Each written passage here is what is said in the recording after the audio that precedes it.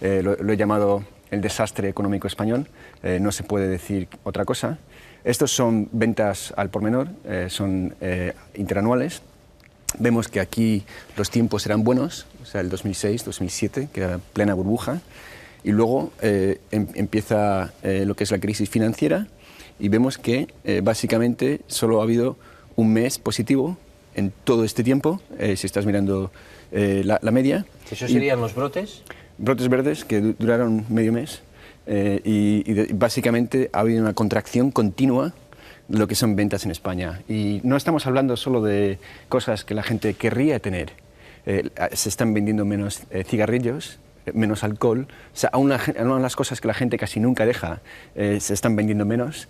Y luego, ¿Y menos alimentos? Mucho menos alimentos, o sea, lees casi cualquier reportaje o noticia de alguna compañía que vende productos en España y ves que están cayendo en picado. Entonces, básicamente esto es la situación, que o sea, son casi un 10% de contracción. Jonathan, una de les crítiques que rebem als singulars és que està molt bé ensenyar què passa, però la gent demana com sortim d'aquí. Sí. Vostè ara exposarà el que hagi d'exposar. Jo no li he demanat abans de venir, sí, però quan acabi d'exposar el que ha exposat, jo li demanaré, per favor, quina és la seva recepta per sortir d'aquí. Sí, y lo contestaré con mucho gusto. Ya la última vez hablamos de ello, en cuanto a las recetas que debería de haber en España, pero vemos que si estás mirando, por ejemplo, ventas de coches, y estos son... vemos que va hasta el 86, hemos visto que se vendían muchísimos coches durante la burbuja y ahora estamos a niveles básicamente que no se han visto desde hace más de 25 años. Y es realmente increíble ver los pocos coches. Hem retrocedit en vendes al volum de 25 anys, de fa 25 anys. Sí, esta era la recesión del 92, ¿no? Cuando había problemas bancarios en España, cuando había contracción, llegó básicamente al mismo nivel. Bueno, de hecho, ha llegado más bajo con la crisis. Fa 27 anys, ¿eh?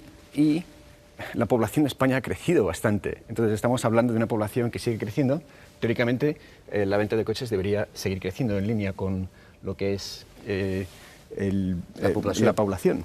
Pero en cambio estamos viendo que se venden aún menos de lo que se vendía en los años 80 y 90. Malgrat les ajudes que ha tingut la compra de cotxes. Sí, sí, por supuesto, que es lo que se vio aquí. Aquests pics és això, no? Sí, y se vio también en Estados Unidos. Ayudas para comprar coches o casas son temporales y no ayudan a la larga. Simplemente te trae un poco de demanda antes y luego cae más después. O sea, si no has solucionado lo que es el problema, que es paro y falta de liquidez. También vemos, por ejemplo, antes me preguntaste sobre si la economía española iba a crecer o no, si de Guindos se equivocaba o no. La última vez que estuve en este programa usamos este gráfico, pero lo único que enseñé era lo que era el OECD Leading Indicator, que es el indicador avanzado, y es lo que te dice un poco sobre el futuro de la economía. No te dice sobre hoy o ayer, te va a decir lo que va a pasar dentro de poco. Y como vemos, el indicador avanzado, de hecho, avanza lo que es los cambios en PIB. Entonces, si los economistas prestaran más atención a los indicadores avanzados, estaríamos mejor en conocer dónde estamos y dónde vamos. Como vemos, está menos de cero, entonces no va a haber crecimiento. Cuando hubo crecimiento, que era en el 2009-2010, muy brevemente del PIB, el indicador avanzado subió y luego bajó. Entonces, ya aun cuando estaban hablando de brotes verdes, sabíamos que no iba a durar, porque iba a bajar y estaba en cero o negativo. Un moment. Si un inversor internacional que hagi d'invertir a Espanya o a Katmandú, és igual, el país que sigui, és igual, té en compte això. Sí, no todos del mundo, pero muchísimos economistas miran esto. Entonces, y te dice si una economía está bien o mal. En muchos otros países del mundo los indicadores avanzados están positivos, casi nunca han sido negativos, o por ejemplo, aún en Estados Unidos, donde bajaron, volvieron a subir, y entonces Estados Unidos tuvo una recesión, pero no ha estado en una recesión.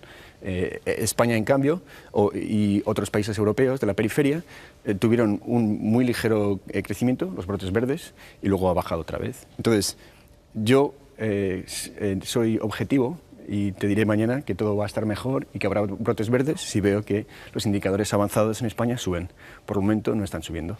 El dia que vostè vegi això, Sí. el dia que vostè vegi això, vostè només ha de fer que dir-nos-ho. Sí, y lo haré con I serà placer. immediatament convidat en aquest programa. Y lo haré. Y de hecho... I obrirem coets. I una ampolla de cava. Ja li puc ben Perfecte. assegurar. Lo prometo. El cava el pagarà vostè. Sí. Bueno, de Pero ve. acuerdo. Podemos apostar todo sobre el IBEX si pasa. También antes me habías preguntado en todos los programas de los que habíamos hablado, y de hecho ya vengo apareciendo en Singulares desde el 2009, entonces ya podemos ver cómo va evolucionando. Entonces pensaba que sería una buena idea tener al día un poco más lo que son el coste laboral. Y entonces, desde que el euro se introdujo, que son el 2000, vemos que los países donde subieron más los costes laborales son los que tienen la crisis ahora, ¿no? Es decir, Portugal, vemos que Grecia, por ejemplo, Irlanda, casi todos estos son los países que han tenido una burbuja enorme, y es porque la política monetaria del Banco Central Europeo no era la adecuada para ellos. Tenían una inflación mucho más alta, que si estamos viendo, por ejemplo, Alemania, que todo se basa a 100 en comparación con Alemania. Entonces, ¿dónde está España? ¿No? España está aquí. Vemos que España subió muchísimo, solo habían 3 países más que habían subido más que España, dentro de lo que es los países grandes de la zona del euro, y ha bajado un poquitín. Todavía podría bajar muchísimo más, vemos, está a 140 comparado con 100 en comparación con Alemanya. Jonathan, ara li faré una pregunta que jo sé que fa mal. Fa mal a tots els que l'escoltarem. Fins on hauria de baixar Espanya? No se puede decir, porque hay 2 maneras de solucionar este problema. Vostè creu que els costos laborals a Espanya han baixat el suficient o haurien de baixar més? Creo que deberían bajar más. Hay 2 maneras de solucionar baixar esto. més, què significa? 10%, 20%, 30%? Seguramente entre un 20 y 30, tal vez más. Si els sous haurien de baixar un 20 o un 30% més.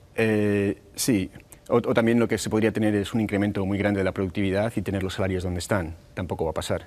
Pero hay 2 maneras de solucionar esto. Los alemanes pueden aceptar una inflación mucho más alta, o los españoles pueden aceptar un poco de deflación. Y así se iguala. Los alemanes, dado que son alemanes, no quieren mucho más inflación. Entonces, esto se va a tener que igualar. Y es por esto que el euro no es una buena moneda, no es una buena zona monetaria, dado que hay estos desajustes que se han creado y ahora todo se va a tener que resolver dentro de lo que es precios reales. España no puede devaluar la peseta, al igual que Portugal no puede devaluar el escudo, y Irlanda, por ejemplo, ha bajado bastante, pero Irlanda lo ha hecho, al igual que España, con muchísima emigración y con una tasa de paro elevado. Si vostè creu que Alemanya no anirà a buscar Espanya, No. sinó que Espanya ha d'anar a buscar Alemanya. Sí, sí. Bé. Amb l'Edward Hugh, Sí. un dia ens vam discutir perquè va dir que aquí s'havia de fer una devaluació interna. Sí. Ell era molt optimista i va dir que els sous havien de baixar un 20%, això el 2009, Sí. i jo li vaig dir, i els preus? Sí, Vostè sap que a Espanya els preus no, ara siguen subiendo. pugen. Sí. Aleshores, el que vostè està dient és que tots els que vivim a l'estat espanyol hem d'empobrir-nos d'una manera que ni en el pitjor dels somnis. Bueno, se puede mirar de otra manera. Es decir, que la riqueza que ha habido es un poco ficticia. Entonces, no es cuestión de empobrecerse, es cuestión de reconocer la realidad. Y esto se llama Real Effective Exchange Rates, que son la tasa de cambio real dentro de lo que es la unión monetaria, se ha desajustado. Entonces, tendrá que haber un ajuste y tendrá que ser en precios reales. Y es como se tiene que solucionar. Tiene que haber o inflación en Alemania o tiene que haber más deflación en la periferia. Això o sortir de l'euro? Sí, lo recomendé antes. Cuando, por ejemplo, vamos a volver aquí, cuando España tuvo su crisis y su recesión en el 92, España tuvo una devaluación breve de la peseta y tuvo una tasa de morosidad mucho más alta. Ahora España tiene una tasa de morosidad mucho más alta, pero no puede devaluar la peseta. Y eso fue una de las cosas que ayudó a España a salir de lo que era la recesión que había. Entonces,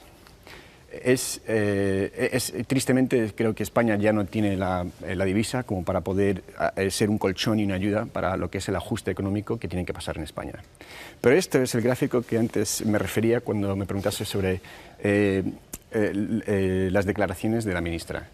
Això fa molt mal, Jonathan. Y de hecho, este gráfico no está al día, y lo siento, yo pensaba que lo había enviado al día.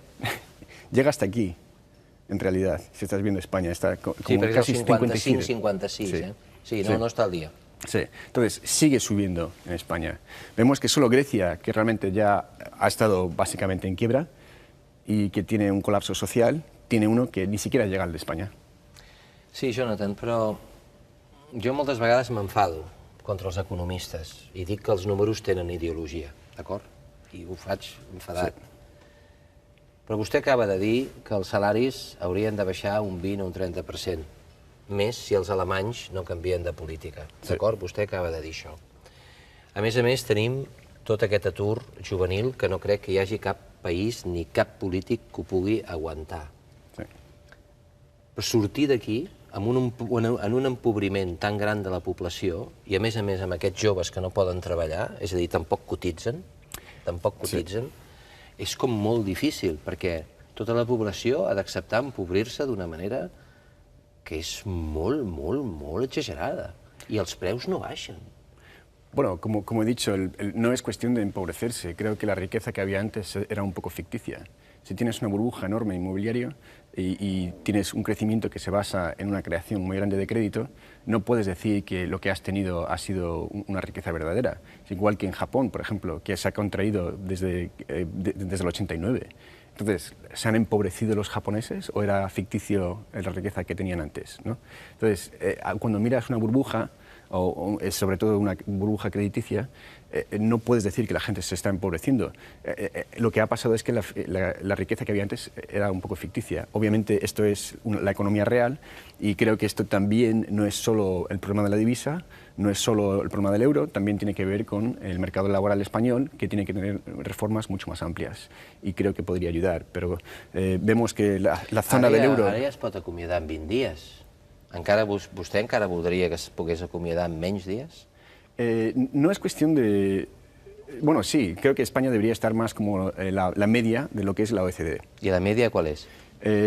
No lo sé exactamente, pero España está como el doble de la media. Entonces, la media en la OCDE serían 10, entonces, casi. Creo que sí. 10 días per any treballat. Sí. Luego mandaré los datos para que lo puedas poner en el blog, pero España básicamente es el país más caro dentro de la OECD para despedir. Entonces, obviamente hay una correlación bastante grande con tasas de paro. Pero otra cosa, no todo está mal en España. También somos objetivos y miramos, vemos que lo que es la cuenta corriente y el trade balance, que es las ventas al exterior, han mejorado mucho. Obviamente, cuando ves cualquier país que tenga un déficit de cuenta corriente de un 10%, casi siempre pasan cosas malas. Estamos hablando de Letonia, Irlanda, estamos hablando de algunos países de Europa del Este. Esto pasó con los países asiáticos en los años 90. Entonces, la crisis se veía venir desde hace tiempo en España. Ha mejorado bastante, ha ido de 10 ya casi a 0. Entonces, esto es algo que el gobierno y otros están diciendo que es algo muy, muy bueno. Y de hecho es bueno, como veremos, porque se está exportando más. Pero también tienes que exportar más de lo que estás importando. Pero gran parte de la mejora se debe al colapso completo de importaciones, que es que hay menos demanda interna, porque si estás comprando menos del exterior, pues se va a mejorar lo que es la diferencia entre exportaciones y el dèficit bancari? Perdona, el dèficit bancari millora des del 2007? Sí, está mejorando lo que es la cuenta corriente. Porque, claro está, perdona, si tienes déficit tienes que financiarte, entonces hay gente que tiene que prestarte. Entonces, claro está que hace falta que los alemanes presten menos a los españoles, ¿no? Entonces, el current account es lo que es la imagen, és l'opuesto de lo que és el capital account, la cuenta de capital. Vostè ha dit als alemanys que deixin menys diners, no? Sí. Escolti, si s'estan fent quitances, sí, per què els alemanys, els holandesos i els francesos no s'emporten unes quitances com recomana la Carmen Reichardt, que diu en Espanya no podrà pagar el que deu, per tant que alemanys, francesos i holandesos acceptin una quitança? Bueno, creo que no hay ningún político alemán o francés o holandés que le gustaría admitir esto porque ¿quién tiene deuda española? Fondos de pensiones, aseguradoras y otras personas. Entonces, los líderes de Europa del Norte no quieren admitir que hay problemas en la periferia y que no se les va a pagar el dinero que se les debe. Entonces, ¿qué es lo que hacen? Simplemente quieren alargar lo que es el proceso de mora y no tener quitas hoy, pero tener quitas a la larga. Digui'm una cosa, amb sinceritat i de forma breu. Vostè creu que Espanya pot pagar el que deu? No, creo que en términos reales no. He dicho antes que creo que habrá más mora o habrá inflación y se reducirá lo que es la deuda real que se debe. Y también, como he hablado de los bancos, ellos prefieren perder dinero a la larga. Es decir, pierdes poco a poco cada trimestre y así puedes esconder un poco más lo que es la pérdida de hoy. Pero, por ejemplo, Carmen Reinhart también ha escrito y ha hablado sobre la represión financiera. Entonces, si tú puedes financiarte a un Euribor muy bajo, puedes estar pagando hipotecas, que está pasando en Estados Unidos o en Inglaterra o en Europa, y a la vez la inflación sube un 3 o un 4%, entonces en términos reales baja la deuda. Y es lo que están haciendo los gobiernos para intentar financiarse. Pero vemos que esto es casi el único brote verde que hay en España, que es las exportaciones, que es las ventas afuera de España, están subiendo y está muy bien. El problema es que el sector de exportación es una parte pequeña de la economía y toda España no puede recuperarse puramente en base a las exportaciones. Entonces, está bien, pero no es la única solución que hay. También creo que hay otros brotes verdes y hoy vamos a hablar del dinero, de cómo se crea. Me pediste que habláramos de ello y quería tener este gráfico, que es uno de mis preferidos, que habla sobre el M1 es dinero, luego lo definiremos, pero es básicamente dinero en circulación, que es efectivo y también dinero en banca. Entonces vemos, sorprendentemente, que el dinero, y esto lo avanzamos 9 meses, entonces nos dice un poco sobre el futuro. Cuando crece o se contrae el dinero, lo que es la producción industrial también se contrae o crece. Entonces vemos que lo que pasó en 2009 había una contracción de dinero y también hubo una contracción industrial. También lo vimos con la recesión del 2001-2002 en Europa, hubo una contracción del dinero y también de lo que era la producción industrial. Lo que hemos visto desde que esto fue cuando Draghi habló y dijo que compraría bonos de 2 a 3 años de la periferia. Y también vimos que el Banco Central Europeo estaba teniendo más programas para incrementar la liquidez dentro de lo que es la zona del euro. Y a la vez está subiendo. Entonces yo creo que va a subir la producción industrial en España. Entonces está bien, pero obviamente la producción industrial no es todo de la economía española y aunque veremos una mejora de lo que es la producción industrial, algunas exportaciones, el PIB español no crecerá.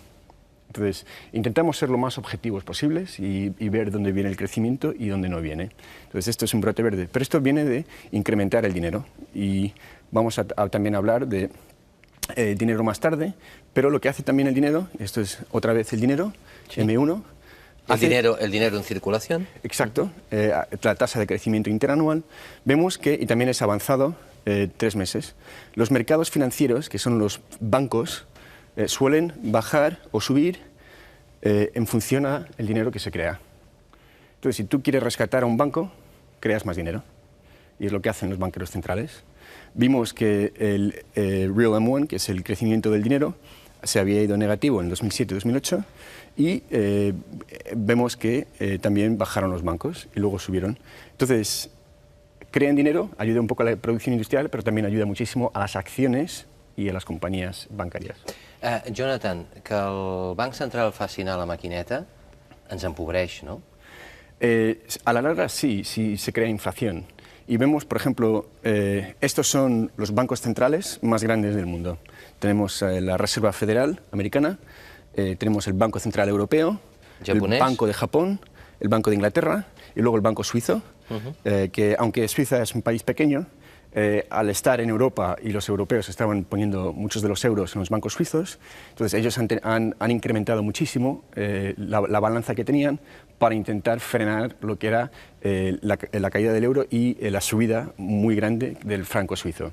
Entonces vemos que los japoneses tenían deflación y poco crecimiento y ellos empezaron a experimentar incrementando lo que era la balanza del PIB y luego los bancos centrales de Europa, de Estados Unidos, todos pensaban que no había problemas, llega la crisis y de repente todos empiezan a copiar a los japoneses. Y vemos como todos los bancos están creando muchísimo dinero, que esto es la base monetaria, que está subiendo. Y es una burrada. Si ves, por ejemplo, el crecimiento anual era muy pequeño, o sea, casi crecía muy lentamente, y de repente esto parece una acción del Internet del año 99. Sí, això significa el diner que han creat els bancs centrals més importants del món. Sí, entonces la Reserva Federal, por ejemplo, este mes, cada mes de este año, está comprando 85.000 millones de dólares de bonos americanos. 85.000 milions cada mes. Sí. La Reserva Federal dels Estats Units. Y el Japón, Banco de Japón, han anunciado últimamente, con el nuevo primer ministro que tienen, Abe, y el nuevo director del Banco Central, Kuroda, que van a imprimir el equivalente a 1% del PIB cada mes. Entonces, estamos básicamente en territorio donde no hemos ido antes, como economías del mundo. Sí. No s'ha entrat mai aquí? Hay economías, por ejemplo, del tercer mundo que han incrementado muchísimo la base monetaria. Japón incrementó también su base monetaria, pero realmente no hemos visto algo así desde hace mucho tiempo. Però també ho deuen fer perquè no hi ha la liquidesa necessària, no? Perquè les entitats financeres no deixen crèdit a les empreses. Esto de aquí hacía falta incrementar muchísimo el dinero, y hablaremos en algunas páginas de la presentación de por qué hacía falta, porque había pánicos bancarios. Pero luego, una vez que pasó el pánico bancario, podrían haber seguido creciendo igual que hacían antes. En cambio, lo que se ha hecho es seguir comprando bonos del Estado, que es quantitative easing, que es básicamente crear más base monetaria.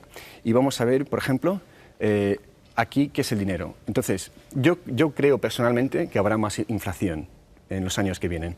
Esa es mi opinión. Creo que es muy raro que no la haya, sobre todo cuando se está gastando más dinero por parte de los gobiernos, sobre todo en Estados Unidos e Inglaterra. Pero el dinero, creo que la mejor manera para alguien que no es economista entenderlo es que el dinero es como el agua. Entonces, puede ser hielo, puede ser agua líquida o puede ser un gas, ¿no? Entonces, cada uno tiene propiedades distintas, pero estamos hablando de algo que llamamos agua, ¿no? El dinero, por ejemplo, tenemos moneda en circulación, que es el M0, ¿no? Podemos sacarlo de los bolsillos, lo usamos cada día para comprar cafés o para usarlo mientras vamos. También lo tenemos en las cuentas bancarias. Entonces, M1 son los depósitos que tenemos en los bancos, que no usamos, y también hay base monetaria. Lo que se está incrementando es, es la base monetaria. Es decir, un banco central, cuando quiere crear dinero, un gobierno emite bonos y el Banco Central va y compra esos bonos y los crea de la nada. Entonces, un banco central como la Reserva Federal lo que hace es que el Tesoro emite un bono por la mañana, Goldman Sachs lo compra a las 11 de la mañana y luego a las 12 llega la Reserva Federal y le paga a Goldman Sachs para comprar el bono. Y Goldman Sachs gana un poquitín de dinero comprándolo del Tesoro y vendiéndolo luego. ¿Lo de Goldman Sachs ha salido así porque sí? O no, son todos. Son todos. Son todos. Podría ser.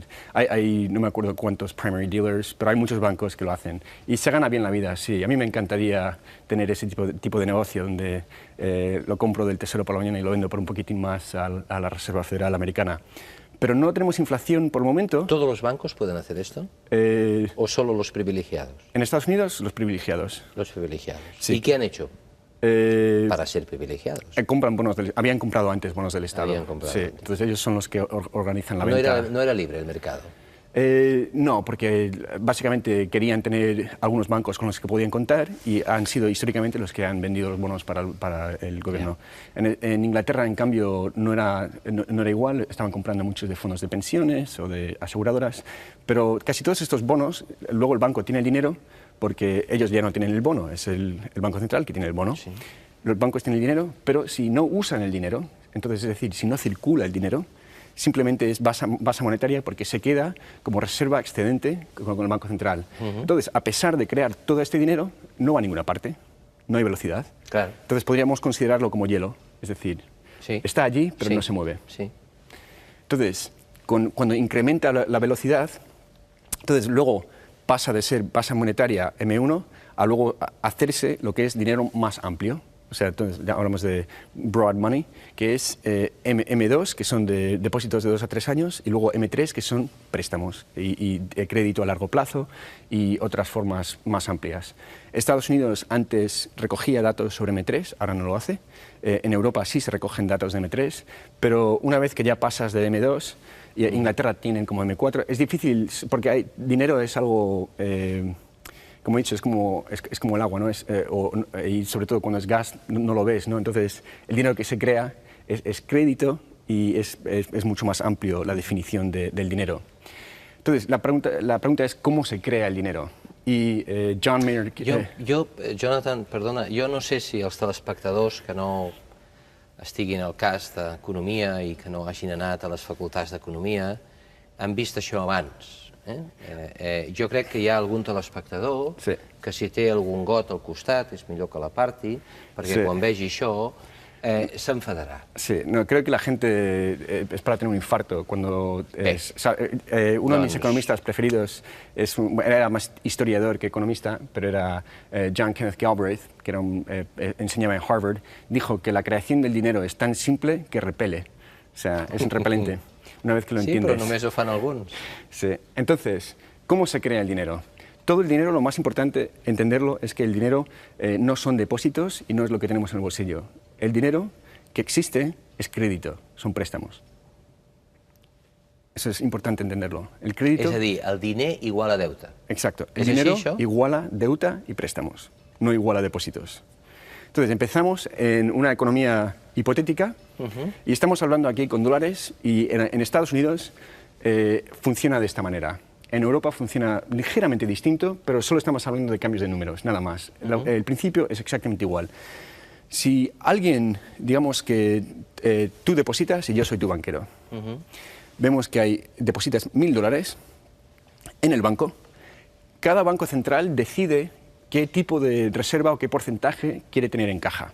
Entonces te dice, de acuerdo, tienes 1000, siempre tienes que tener $100 en caja por si viene alguien a sacarlos. Un 10%. Sí, un 10%. En Estados Unidos es así. Europa es un 2, ¿eh? Sí. Europa es un 2. Sí. En Europa suelen tener más que 2, pero técnicamente y legalmente no tienen que tener más que 2.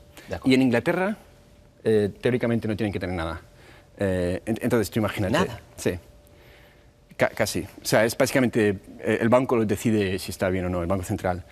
Y luego hablamos de por qué crea problemas todo esto. Entonces, tú metes los 1000, yo tengo que tener 100 con el Banco Central, lo dejo cada noche con el Banco Central, y luego yo tengo 900 para prestar. Entonces, empiezo a prestar 900. Y luego el sistema tiene los 1000 más los 900 que hemos prestado. Y se quedan 100 de reserva. Y luego, esto lo haces una vez, lo repites. Entonces, por ejemplo, supongamos que el préstamo es para empezar para construir. Construyo una casa, no se puede construir una casa con 900, pero supongamos... Para comprar una cadira. De acuerdo, compramos una silla. Sí, igual. Otra persona dice, fantástico, he vendido la silla, ahora yo lo deposito en mi banco. Estas 900 van al otro banco, el banco dice, de acuerdo, tengo que quedarme con un 10%, se queda con 90 y luego puede hacer más préstamos de 810. Esto va al banco y vemos que el sistema total tiene 2.710 y luego tenemos... 190 en reserva. 190 en reserva. I passa otra vez, no tenemos que ir por los detalles. I aquest vol comprar una taula. Sí, exacto. Compra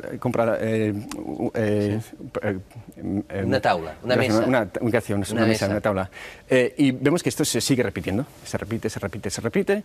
Y básicamente este 1000, porque son 10% que tiene que estar en reserva, este 1000 se multiplica a 10.000 en toda la economía. És a dir, que els bancs... Sí. Fan el que es feien els evangelis, que multipliquen els pans i els peixos, i de 1.000 ho transformen en 10.000, que a més no existeixen. Exacto. ¿Es així? Sí. Entonces, antes estaba hablando de por qué... I ho podem fer vostè i jo, això? A mí me encantaría, si pudiéramos empezar tú y yo un banco, ganaríamos. ¿Ho podem fer? Es bastante difícil, tienes que tener mucha capitalización, el Banco Central tiene que concederte licencias, pero básicamente teniendo un banco tienes casi, es como una licencia para imprimir dinero. Es importante entender que un banco no puede crear dinero. porque no estamos hablando de una economía donde solo hay un banco central y otro banco privado. Tenemos muchos bancos. Entonces estamos hablando de que el sistema bancario crea dinero en sí. Porque, por ejemplo, con la silla, alguien lo deposita en otro banco, no vuelve al mismo banco, y luego la mesa va a otro banco, pero el sistema en total crea dinero. Y esto es exactamente cómo se crea dinero. Existe un problema. ¿Qué pasa si tú o el que te vende la silla o el que vende la mesa quieren su dinero al mismo tiempo? Se forman pánicos bancarios. Porque hay 1000 de depósitos, ¿no? Y hay 10.000 de dinero creado. Entonces, esto fue, yo me acuerdo, vivo en Londres y pasaba y todos querían sacar su dinero de Northern Rock.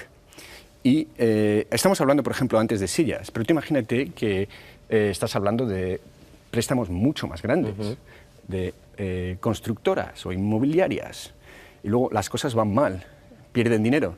Entonces, pierdes dinero y pierde capital el banco, y la gente quiere sacar su dinero porque piensa que tal vez sus depósitos se han esfumado. Entonces, yo veía por las calles, justo enfrente de mi oficina, gente sacando su dinero de Northern Rock. En Estados Unidos pasó con IndyMac, y también, entonces vemos, son Northern Rock y IndyMac, ha pasado últimamente en Chipre, o sea, aquí hay euros, todos han visto hace 2 o 3 semanas con Chipre, la gente quería sacar su dinero. Y realmente el problema de los bancos, perdona, me he saltado uno, ¿por qué existe un sistema de reserva fraccionaria cuando es tan peligroso que alguien saque su dinero y que haya quiebras bancarias? Existe porque hay bancos centrales que son los prestamistas de último recurso. Entonces, es el banco central que puede imprimir dinero, o sea, imprimirlo, conceder liquidez a los bancos para que den dinero a la gente que quiere sacarlos. Entonces, por eso casi nunca hay estos pánicos bancarios que pasaban casi siempre en Estados Unidos en el siglo XIX, antes de que existiera la Reserva Federal. I per què, Jonathan, si els bancs han estat tan irresponsables deixant tants crèdits, no els anul·lem la reserva fraccionària? Dos razones. Perquè vostè els ha deixat un privilegi, fer diner. Sí. Fer diner. I els ha deixat un altre privilegi, sobretot a Espanya, que si ho fan malament ho pagarà vostè i jo. Sí. Ells continuaran cobrant el que cobren? Bueno, tristemente también pasa en Inglaterra, Estados Unidos, Irlanda. Doncs aleshores, per què no? El único país donde no ha pasado es Islandia. Islàndia. Donde ahora están metiendo en la cárcel algunos banqueros. Per què no s'anul·la la reserva fraccionària? Dos razones. La reserva fraccionaria sobrevive porque los bancos centrales proveen liquidez en momentos donde la gente quiere sacarse dinero o donde hay mucha demanda por dinero y donde no hay efectivo. Pero hay 2 razones principales. Uno es que la transición de ir del sistema donde estamos, ¿no?, a un sistema donde no hay reserva fraccionaria implica un desapalancamiento enorme. Es decir, que todos los que tienen deudas van a tener que ir pagándolas y no hay dinero para ello. Segundo, es que el crecimiento del PIB va a ser mucho más bajo si no podemos tomar un préstamo de 30 años para comprar una casa o un préstamo de 3 a 4 o 5 años para comprar un coche. Entonces, estamos hablando de un crecimiento mucho menor del PIB, dado que no podemos incrementar lo que es los depósitos y crear préstamos que se pueden pagar a través de los años. Y yo no estoy a favor de acabar con el sistema de reserva fraccionaria. Hay gente que está a favor. Creo que el problema, como hemos visto antes, es estamos hablando de un 10% en Estados Unidos. Pero los bancos que fueron a la quiebra en Estados Unidos, por la mayor parte de los que empezaron como Lehman Brothers, no eran bancos de depósitos, eran investment banks y las bancas de inversión. Si miras, por ejemplo, Bear Stearns y luego Lehman, porque Bear Stearns primero fue casi a la quiebra y fue JP Morgan que lo compró, fueron a la quiebra en proporción directa con el apalancamiento.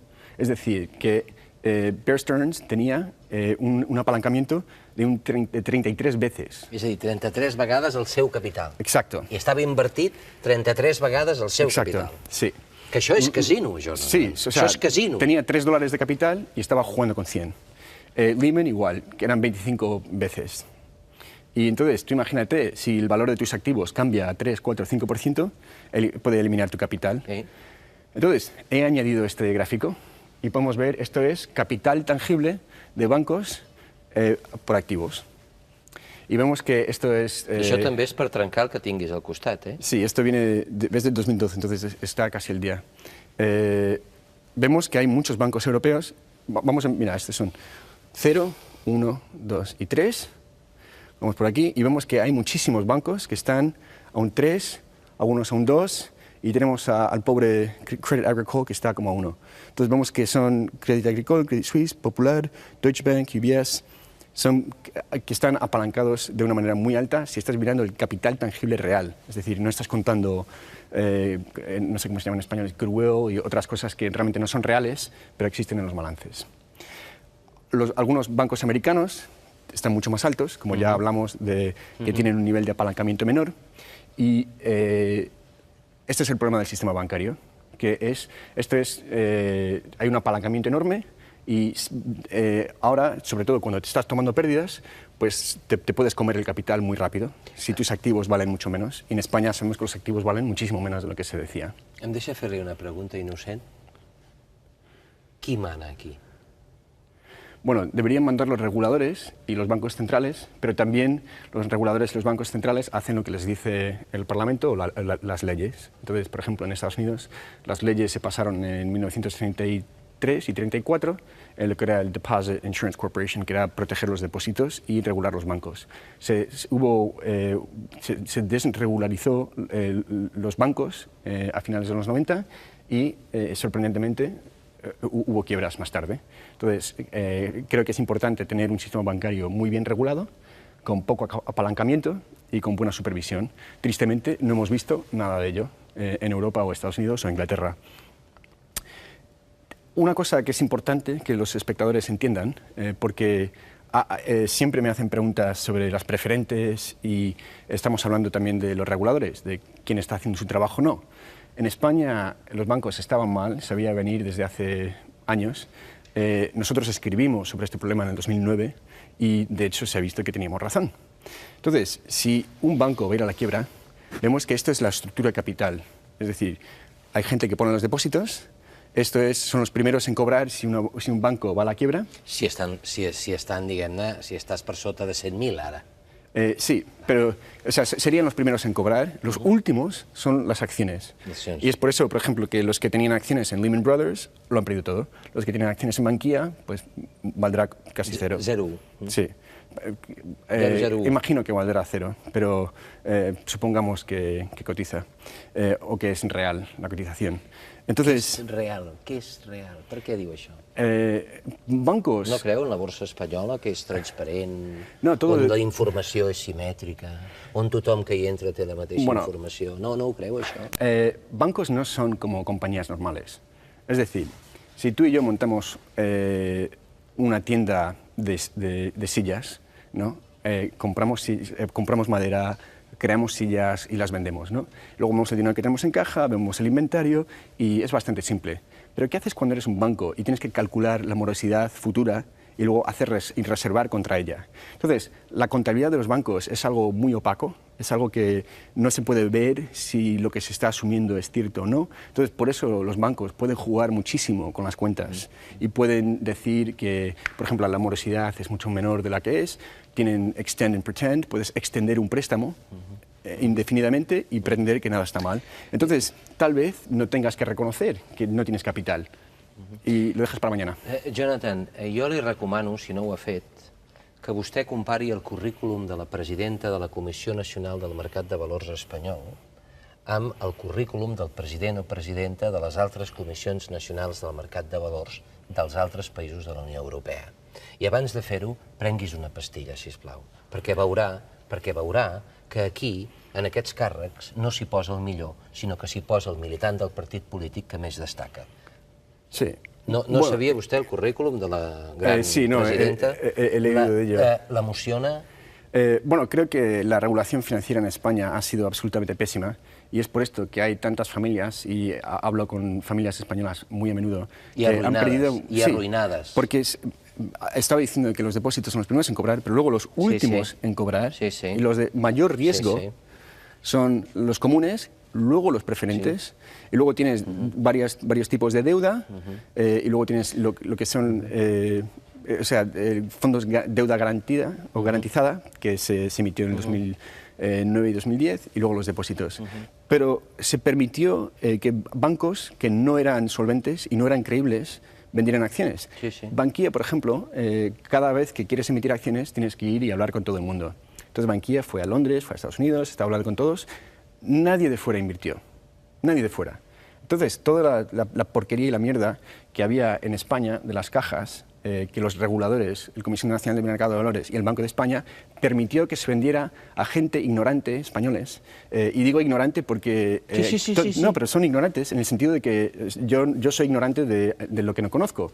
Pero hay gente que no entiende de balances, entonces, porque son peluqueros o porque tienen otras cosas que hacen en la vida, y entender un banco es muy difícil. Entonces, un banco les asegura que no hay nada malo con Bankia, que todo está bien, pone el dinero allí, y no es solo Bankia, casi todas las cajas. Y obviamente que hemos visto, primero perdieron las comunes i ahora estan perdiendo les preferentes. Vol que li digui una cosa abans de demanar-li, per favor, que li he dit abans, que la gent demana solucions. Vol saber l'última? Crec que és Caixa Nova de Galícia, crec que és així. Si no és així, que em perdoni aquesta Caixa. Vostè sap que a vegades hi ha pares que quan tenen un fill obren una llibreta infantil perquè el nen vagi fent estalvi i aprengui que s'ha d'estalviar. Sap què van fer aquesta Caixa amb aquesta llibreta infantil? Les van convertir en preferents. ¿Qué le sembla? Bueno, creo que tanto en España como aún en Estados Unidos y otros países debería ser como Islandia, donde deberían haber muchos banqueros que deberían ir a la cárcel, porque intentar vender productos complejos a personas que no pueden entenderlas, que eran muchas de las preferentes, que creo que se podría llamar fraude, y también creo que los reguladores, que no deberían de haber permitido emitir las cuentas que se emitieron, ¿dónde está su responsabilidad? Jonathan, tenim un minut i mig per dir la seva solució per sortir d'aquest pou. El año pasado sugerí 3 cosas que no me hicieron muy popular. Sugerí salir del euro, sugerí se tiene que perdonar la deuda, tiene que haber quitas enormes, y creo que también dentro de España habría que flexibilizar el mercado laboral y tener otras reformas estructurales, pero no hay razón por la que los españoles no puedan volver a crecer. El problema es que creo que la estructura de la economía española hoy en día, monetaria y fiscal, no es una que conduzca al crecimiento. Gràcies, Jonathan. Hem de posar el punt final. Li agraeixo una altra vegada que hagi vingut al programa Singulars, perquè que se sàpiga que vostè, quan ve al programa Singulars, no cobra absolutament res, i per tant sé que li prenem una part del seu temps, que és molt valuós, i gràcies també per parlar clar. De veritat, gràcies. Gràcies a vosaltres. I acomidem el programa sempre amb la frase de la setmana del gran Salvador Espriu, perquè és l'any Espriu, i diu així: ningú, envoltar una roda, no gosaria precisar-ne el començament ni la fi. Salvador Espriu. Gràcies per la seva atenció i ja saben que hi poden dir la seva en el nostre blog, tv3.cat/singulars. Gràcies.